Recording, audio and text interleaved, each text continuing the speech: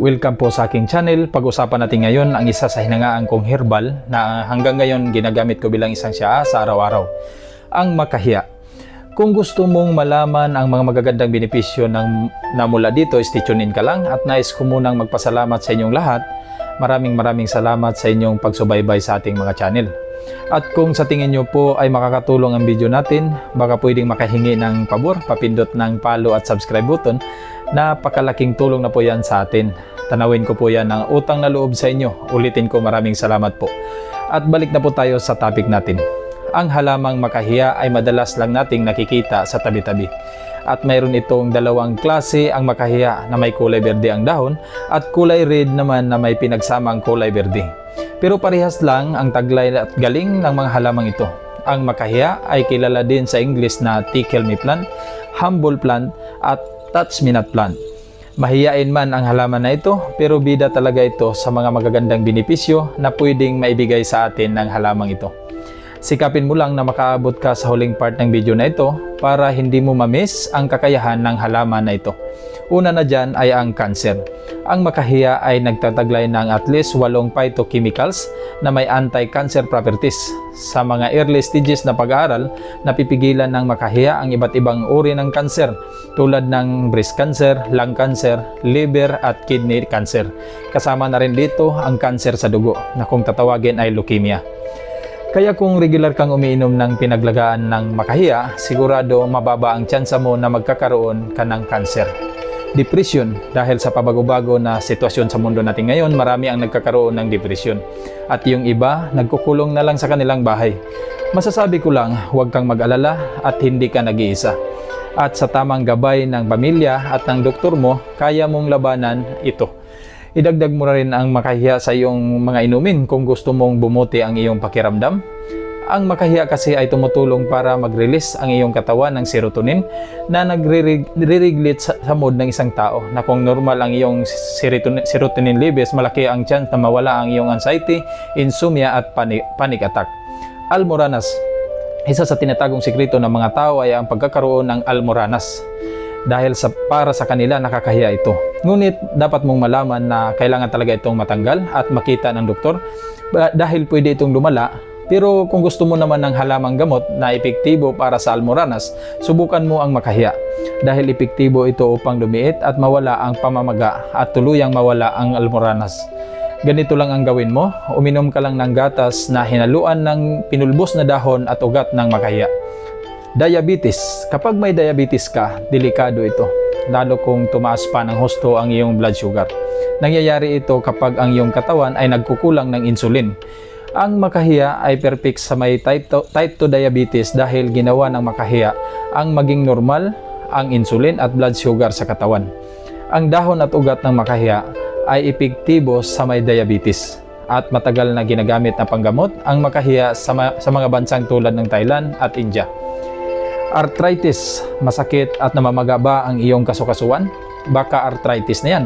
Subukan mo ang makahiya dahil kaya nitong puksain ang sakit na dulot ng arthritis dahil sa anti-inflammatory properties nito. Pwede mong dikdikin ang dahon ng makahiya at ilagay ang mga ito sa mga apektadong area. At hayaan mo lang ito overnight. Kung gagawin mo ito, mababawasan ang pananakit at pamamaga.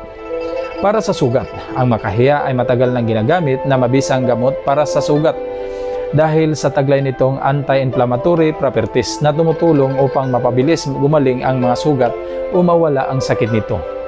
Kung mayroon kang sugat, magdikdik ka lamang ng ilang dahon nito at ipatong sa apektadong area.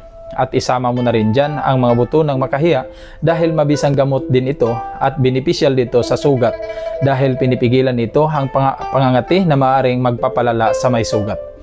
LBM o diarrhea. Ikaw ba'y nakaranas ng LBM o diarrhea? Kailangan mo kaagad agapan yan dahil baka ikaw ay ma-dehydrate. Napakadelikado nito. Pero baka may tanim kang makahiya.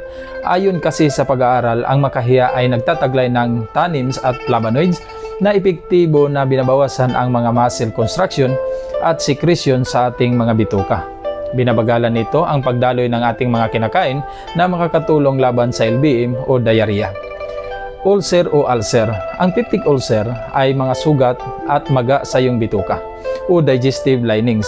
ito ay napakasakit at uncomfortable talaga ito sa tulad ng sakit na ito. At ayon sa mga research, ang dahon ng makahiya ay mayroong quercetin na tumutulong upang mabawasan ang acidity at paglakas ng release sa ating protective factors sa ating digestive system, at dahil dyan, napakabuti nito sa may mga ulcer.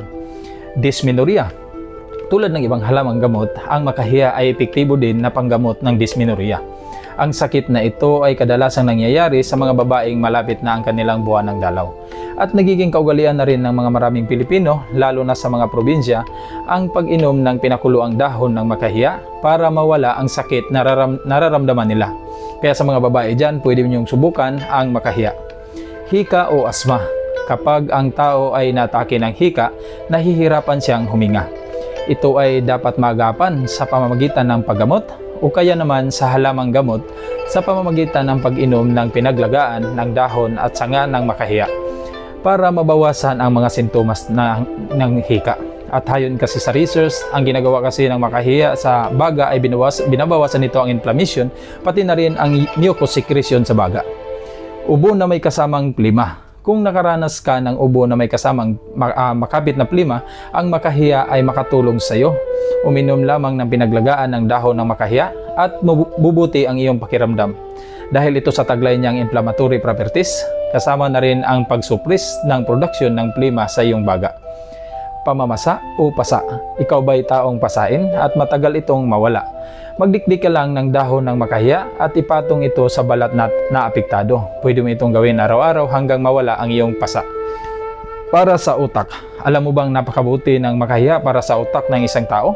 Ang makahiya kasi ay tumutulong para sa brain neurotransmitters para sa ating katawan. At ang epekto ng makahiya para sa ating utak, ayon sa mga research, ay pagiging matalas ang memorya at pagiging mabilis matuto. At lalong maganda ito para sa mga nagkakaedad na. Dahil alam naman natin na habang nagkakaedad na, humihina na rin ang brain function at neurotransmitters natin. Masakit ng ngipin. Tradisyonal na ang makahiya sa paggamit sa sakit ng ngipin. Ang mga ugat nito ay pwedeng pakuluan at timumog at ang pinagkuluan para mawala ang sakit ng ngipin. At hindi lang sa ngipin ang benepisyo ng makahiya sa bibig natin. Dahil sa pamamagitan ng pagmumog nito, malilinis ang bibig at mawawala ang bad breath at kaya din niyang pagalingin ang mga namamagang gilagid o gingivitis.